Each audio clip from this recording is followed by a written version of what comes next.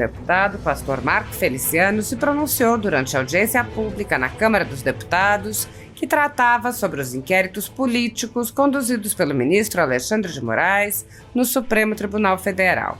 O deputado iniciou lembrando que a perseguição política aos conservadores no Brasil já tinha se iniciado antes dos inquéritos, lembrando os processos que sofreu e como sua imunidade parlamentar foi desconsiderada.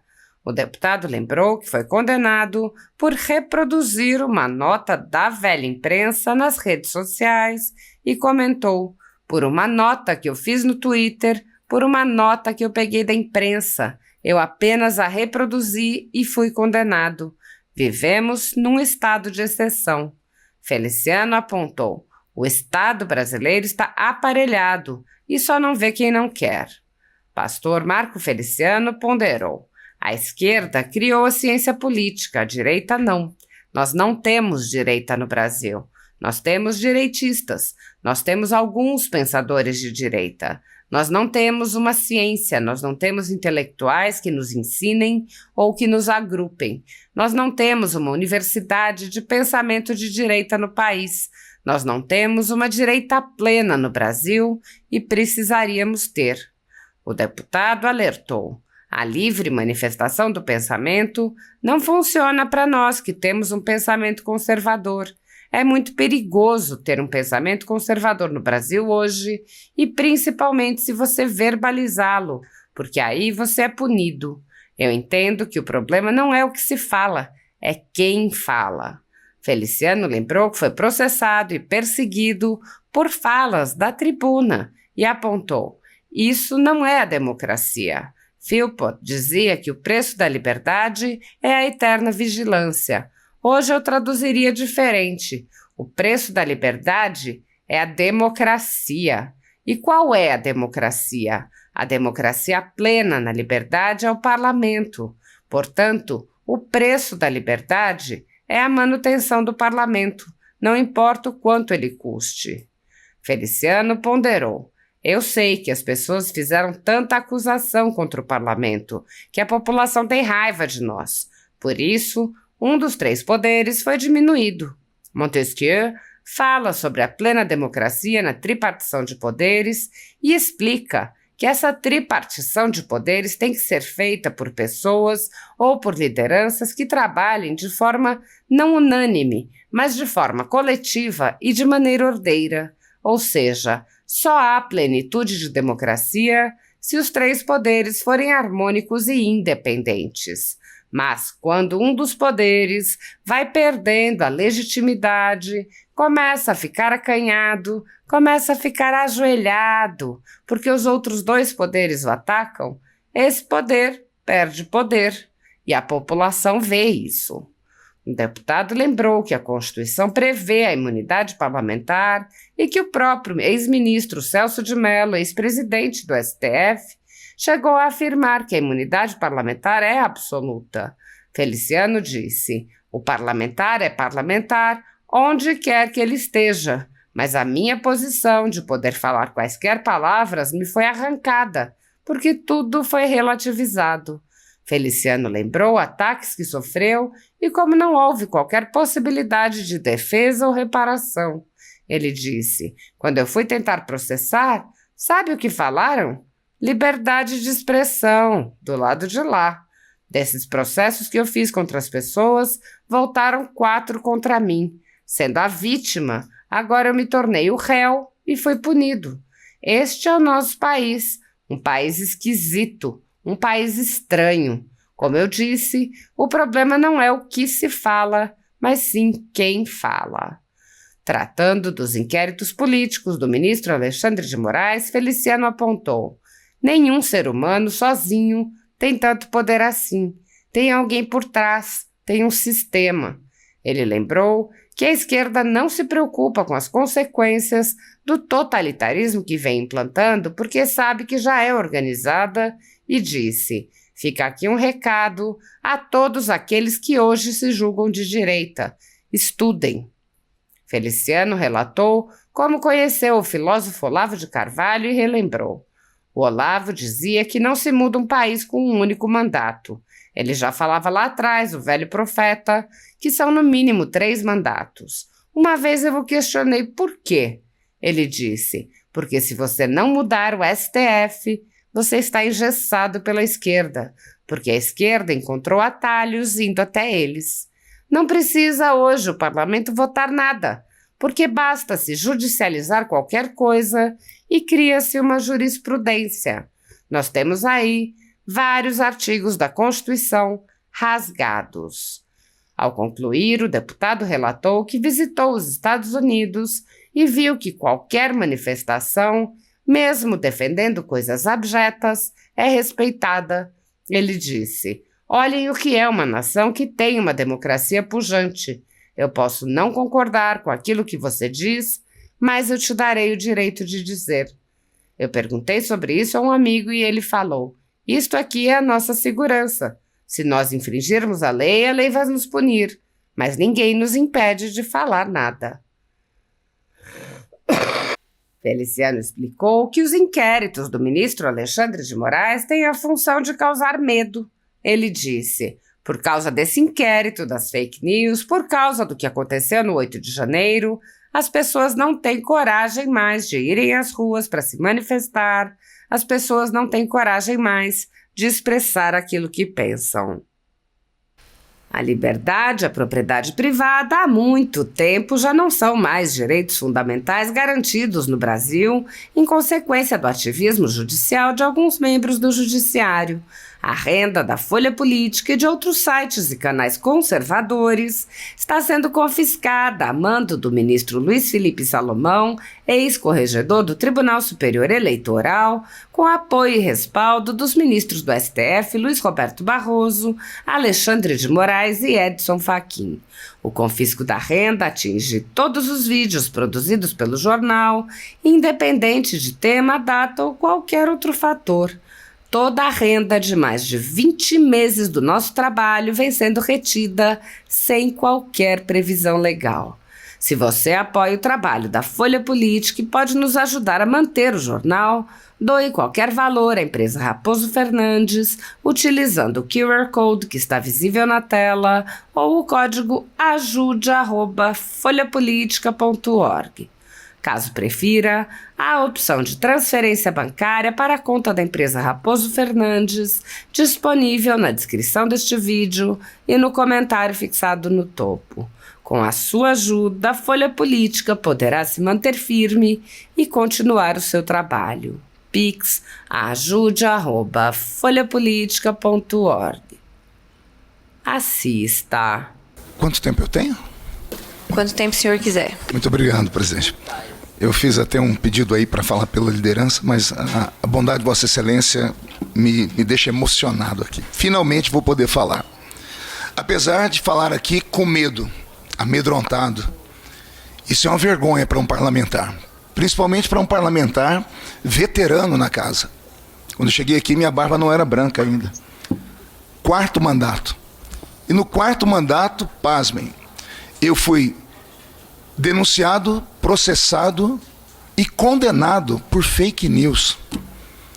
E não tive direito a ir até as últimas vias que nos é dado por causa do nosso direito pleno brasileiro, porque o processo foi arrolado a esse processo aí. E eu fui condenado. Dilapidei patrimônio da minha família para pagar um outro deputado por uma nota que eu fiz no Twitter, uma nota que eu peguei da imprensa. Eu apenas reproduzi e eu fui condenado. Vivemos num estado de exceção. Eu falava agora há pouco com o doutor André Marsiglia, a quem eu parabenizo pela brilhante exposição e pela coragem que o senhor tem. Doutor Ives Gandra, nosso grande guerreiro, já me ajudou muito aqui na casa. E é o doutor Enio agora, esse jovem brilhante. O Estado brasileiro ele está aparelhado. Só não vê quem não quer. As esquerdas brasileiras, desde a redemocratização, pensaram bem, a esquerda, bem como a direita, deveriam ser ciências. E eu comentava com meu amigo aqui da minha direita, agora há pouco, que a esquerda criou-se a ciência política, a direita não. Nós não temos direita no Brasil, nós temos direitistas. Nós temos alguns pensadores de direita. Nós não temos uma ciência, nós não temos intelectuais que nos ensinem, que nos agrupem. Nós não temos uma universidade de pensamento de direita no país. A esquerda não. A prova é que Lula foi condenado, ficou preso, a esquerda nunca soltou a mão dele. Bastou o nosso querido presidente Bolsonaro ser alvejado pela imprensa e se divide a direita em 1000 pedaços. Então nós não temos uma direita plena no Brasil, precisaríamos ter. O artigo 5º da Constituição Federal, o mais importante deles, dito pelo Dr. Ives, fala sobre a livre manifestação do pensamento. Mas eu faço aqui um adendo. A livre manifestação do pensamento não funciona para nós que temos um pensamento conservador. É muito perigoso ter um pensamento conservador no Brasil hoje. Principalmente se você verbalizá-lo, porque aí você é punido. O que entendo é que o problema não é o que se fala, é quem fala. Falar de fake news, posso até aqui fazer uma situação, não me tenha por pueril, presidente, por um menino, mas eu fui o primeiro deputado do Brasil a ser cancelado em mídias sociais por causa de uma fake news. Já gritei, já falei, ninguém nunca me ouviu, quem sabe hoje o eco aqui sai. Eu tenho aqui uma postagem feita pela Rainha dos Baixinhos. Alguém deve se lembrar dela. 8 de março de 2013, às 16h35. Eu vou ler aqui o que ela postou. Meu Deus, eu estava lendo aqui agora sobre esse pastor, lendo na mídia. Que Deus nos ajude. Gente, socorro. Vamos fazer alguma coisa. Esse deputado disse...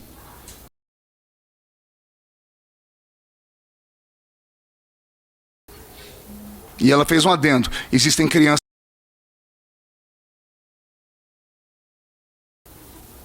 Pode parecer uma coisa inocente hoje, uma brincadeira, mas eu sei o quanto isso aqui me custou, doutor Marsiglia. Eu apanhei na rua por causa disso aqui. Os movimentos negros do Brasil se levantaram contra mim. Eu sofri processos infindáveis, intermináveis. Num tempo que ainda não havia esse crime. Eu sei o que eu passei, eu sei o que eu paguei. Às vezes alguns deputados aqui da casa falam assim, o Feliciano já foi um leão, agora parece um gatinho. Ainda essa semana eu sentei com um ministro do STF e ele fez essa observação. Feliciano, você não grita mais o que aconteceu. Eu falei, pois é, ministro. Lá no interior, matuto que sou, se diz assim, cão mordido de cobra tem medo de linguiça. Eu sei o que eu já tive de pagar em processos assim, por falas minhas na tribuna. Eu sei o que eu tenho de dinheiro retido em processos judiciais, dinheiro que eu juntei a vida toda. Eu tenho 52 anos, eu tenho 3 filhas. Juntei a vida toda para minha família, meu patrimônio foi dilapidado. E detalhe, eu falei isso e fui processado por fala minha na tribuna da casa. Então, o que falar do nosso país? Olha só, eu tenho que ficar pensando, buscando aqui uma maneira de não ofender, ou de pelo menos pensar no que eles podem pensar depois na ofensa. Isso não é democracia. Foi John Philpott, né, que dizia que o preço da liberdade é a eterna vigilância. Hoje eu traduziria diferente. O preço da liberdade é a democracia. E qual é a democracia? A democracia plena na liberdade é o parlamento. Portanto, o preço da liberdade é a manutenção do parlamento. Não importa quanto ele custe. Eu sei que as pessoas fizeram tanta acusação contra o parlamento que a população tem raiva de nós. E por isso, um dos 3 poderes foi diminuído. Montesquieu fala sobre a plena democracia na tripartição de poderes. E ele explica que essa tripartição de poderes tem que ser feita por pessoas ou por lideranças que trabalhem de forma não unânime, mas de forma coletiva e de maneira ordeira.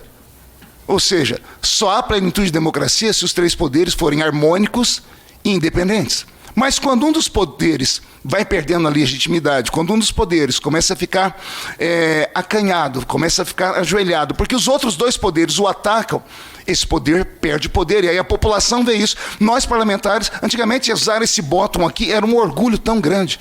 Chegar em qualquer instituição e apresentar a carteira de parlamentar, deputado Zé Medeiros, Vossa Excelência sabe muito bem disso, era um orgulho. Hoje, a maioria dos deputados aqui, quando vão lá para o aeroporto, eles tiram o terno, tiram o botão, com medo de serem atacados. Porque esse poder perdeu a sua plenitude de existência. Como resgatar isso? Resgatar através do artigo 53 da Constituição Federal. Eu fiz aqui nessa mesma CCJ uma audiência pública e tive aqui a presença do ministro Marco Aurélio de Mello. Eu fiz uma questão de ordem na tribuna da casa, fui interrompido no meio da questão de ordem, quando eu questionei o nosso presidente, até onde o manto parlamentar, ele me protegeria. Se o manto parlamentar me protege apenas na tribuna da casa, se ele me protege na rua. E aí o próprio presidente, depois de meses, respondeu dizendo que eu tenho que ter plenitude parlamentar punjante para onde eu for.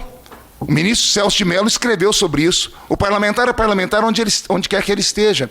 Mas a minha posição de poder falar quaisquer palavras me foi arrancada, porque tudo foi relativizado.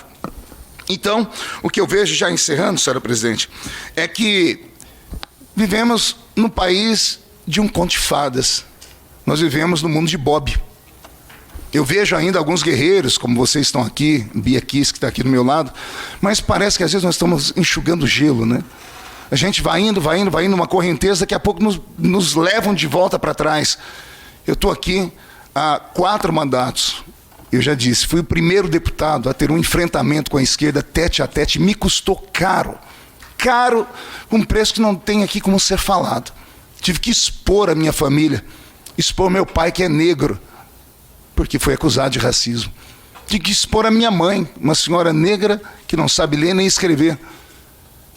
Eu tenho a minha família toda com sequelas. Minha esposa é psicóloga, e sendo psicóloga, ela também é tratada por uma psicóloga. Minhas filhas foram atingidas. Ninguém nunca me defendeu, nem advogados. Eu estava em eventos onde manifestantes vieram e atrapalharam um culto, a polícia do lado, e eu gritando à polícia, artigo 208 do Código Penal, nós não podemos ser vilipendiados. A polícia sabe o que dizia? Não podemos, deputado, a turba aí é muito violenta.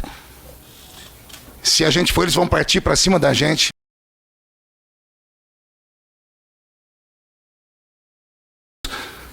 Para eles, e aí então, quando eu fui a tentar processar, sabe o que falaram?